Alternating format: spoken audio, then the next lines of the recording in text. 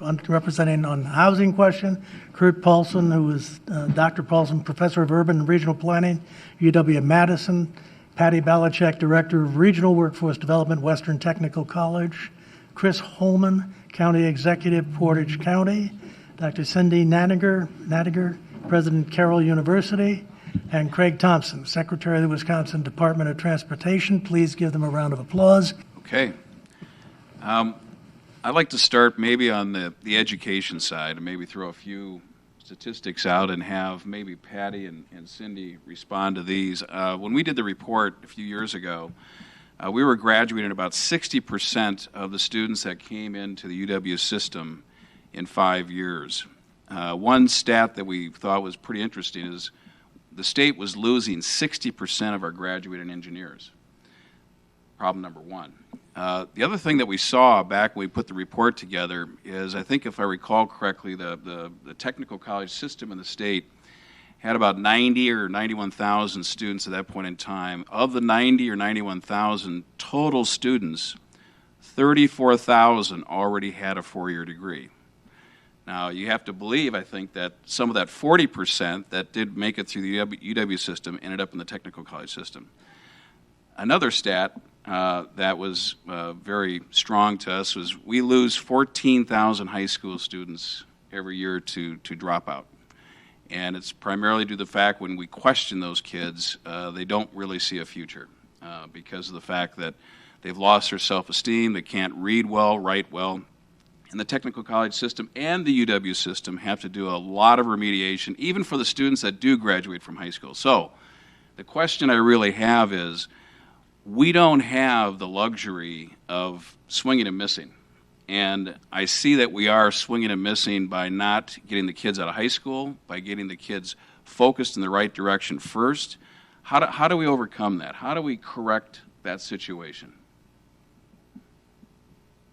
Wow, there's a good first question. I think there's a lot of pieces to that puzzle, right? So in high schools, we're doing a lot to try to get further down and discuss careers with them, not discuss just jobs, and give them opportunities to actually do things like welding and those kinds of things. I think that's part of the answer, right? They get exposed earlier, hopefully they like it. Maybe they see it in a different context. So we do, with young kids, we do welding as art, right? Well, that's a whole different view of welding if you think of it as an artistic format. And if you talk to any manufacturer as welding, they'll tell you it's an art form. And so trying to change how things are viewed is part of the answer. The largest division in our college is our learner support area. That's ABE, GED, adult basic ed type skills. That tells you something right there about what's coming into the college, and we're doing a lot to try to integrate them sooner, so it's not here and go learn for 2 years how to read better and then we'll teach you welding. It's how do we teach you welding and teach you how to read at the same time.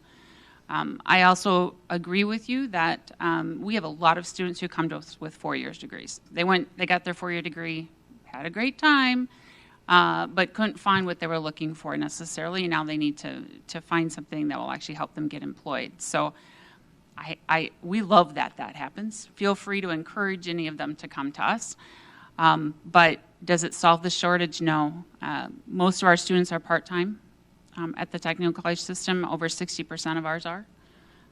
So they're already working and trying to make a go of it. And I'm not sure. The other issue, is poverty. We have a tremendous amount, 3/4 of our students are technically in poverty coming to us. So how do you train them when they're not eating? And that's a significant issue, especially in rural colleges, that we have to try to figure out how to tackle. That's a great question, Tim, and I agree with what you said, Patty. One of the things that I mentioned in my introductory remarks was about HERA, which is the Higher Education Regional Alliance. It is comprised of the 18 higher ed institutions, public, private, 2-year, 4-year, all of us, that are in the M7 region.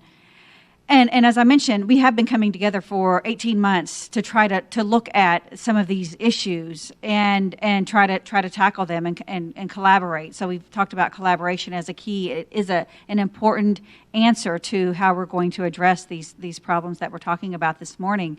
And one of the things that we've talked about too, Tim, in response to your question is we have a lot of students. You talked about the dropout rate, but we also have a lot of students who enter our classrooms in higher education at all of these levels, the 2 years, the 4 years, that don't retain. And the answers for the workplace shortages, bodies are one thing, but also making sure that we put them in the right position. So one of the things that we're looking at coming together, engineering's been mentioned, nursing's been mentioned today, are how many of these programs we offer within our areas, our own institutions, and how many are you putting out, and how many are you putting out, and what is it that we can do ourselves, and how much more can we do with collaboration with our partners in corporations who need engineers, and our companies that and hospitals that need the nursing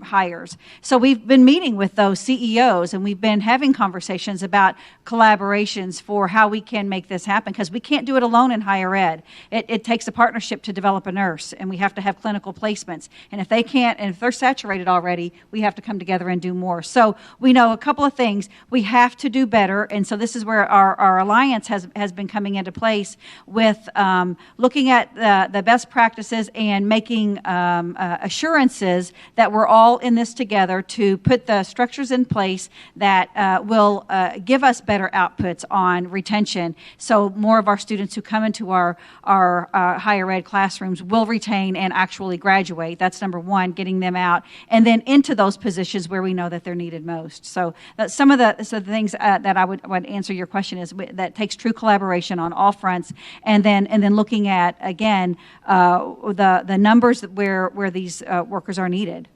Rather than bodies are one thing, but then we have to put them in the right places too. Yeah, thank you. Chris, what are you doing specifically in Portage? What programs, what initiatives do you have to bring your county together, both on a public and private side, to move the needle? Well, there's a lot of different partnerships happening within the county, which are good to see. We're lucky as counties go in that we have a fairly robust private sector for a relatively small county, population-wise. So we see a lot of pipelines from high schools to the larger businesses in the area, giving students that kind of experience. They go and work, get a sense of what it's like. Some of it's just kind of familiarity. Other parts of it are more hands-on, actually get the skills. That program is working well and expanding in its scope. So trying to facilitate that as best you can. A lot of it is just trying to see the county's role tends to be peripheral a lot of the time because, you know, the house is on fire, sort of zero-sum game of survival is what we're grappling with most of the time. But in terms of, I mean, you saw it in Marathon County, you saw it in Portage County, and I'm sure other counties as well, where even this nonprofit element, which is a key part of the equation, I think, these counties, including ours, cut the funding that we were giving to these nonprofits because you're forced with a decision of, do I take money from county agencies or non-county agencies?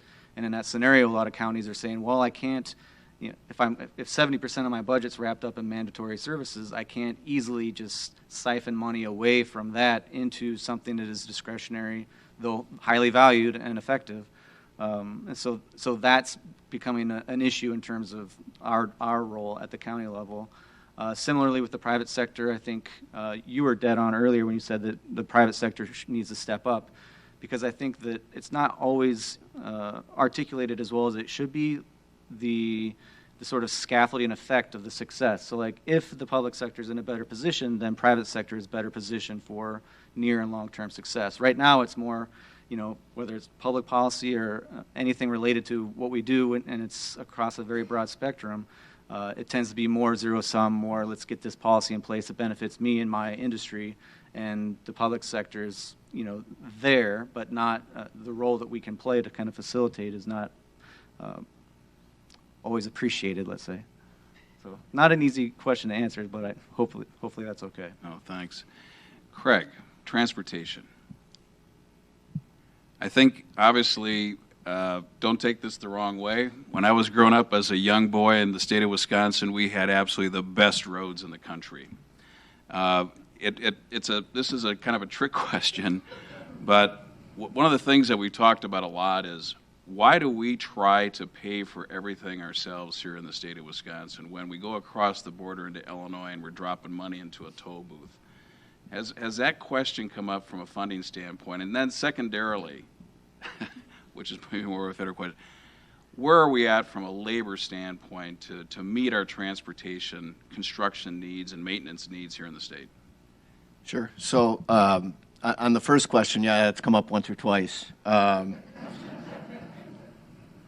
Steve Walters could probably tell you that. We just went through a budget debate where we came up with a compromise where we did get some new ongoing revenue for the first time really in 16 years. So happy about that. What the administration had proposed was to increase the gas tax in order to do that, which I think would have gotten at what you were talking about, that Bears fans and Vikings fans and Lions fans, as they come to watch their teams lose at Lambeau, would help defray those costs and pay for that. Another way to do that is tolling. That gets a little more complicated. We could do some tolling if we added a lane. We could toll that for capacity, or we could toll some bridges. But we couldn't just toll our interstates right now because there's federal laws against that.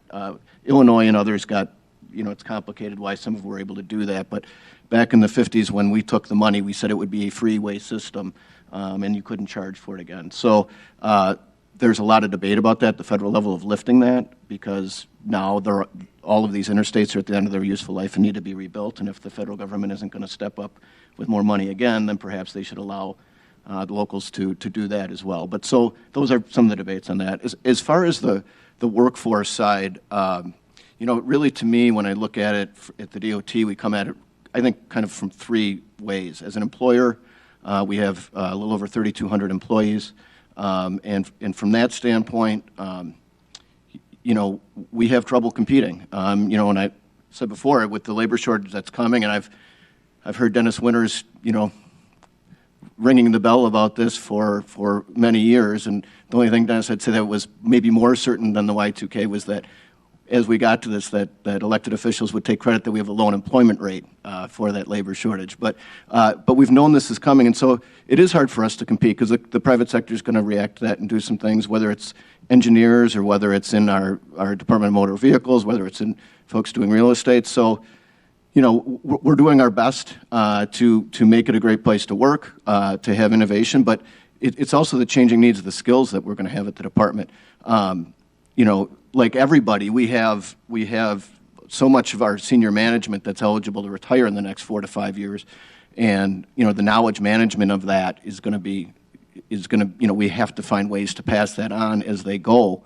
And so last 2 weeks ago, there was two individuals that retired. One was a deputy director down here in the South region. Another one was in Central area. And one day we had 70 years of experience walk out the door. You don't replace that easily. But at the same time, for the people we have coming in, the changing needs of the job, data scientists, IT is not going to be a separate section at DOTs across the country because of the nature of the way transportation's evolving and the things that are going to be coming with connected and automated vehicles and intelligent transportation systems, artificial intelligence, 3D, all of these things that the skills that a lot of these employees are going to have are going to include a lot of those areas they haven't in the past. It's not just engineering. And then the second area is we're a contractor. We don't provide directly a lot of the things ourselves. Some we do, but we contract out with engineering firms and contract in road building firms. And we hear it from the trades that they're having trouble getting the people. And when we talk about engineers, kind of getting back to your first question, Tim, I've talked to so many consulting engineering firms that there have been other states that came up with other packages to begin to rebuild their infrastructure, and we were losing all kinds of engineers going to those states because there was projects going on, and we lost a fair number of them to that. Luckily, a lot of that you can do remotely, so you've got people sitting here in Wisconsin designing things in Nevada, and that's so now that we're bringing some back, hopefully we can retain some of them. So I guess, but then the third area I look at, as I talked about briefly in the intro, is that I think from transportation, from a labor standpoint, can be part of either the problem or the solution. And as we're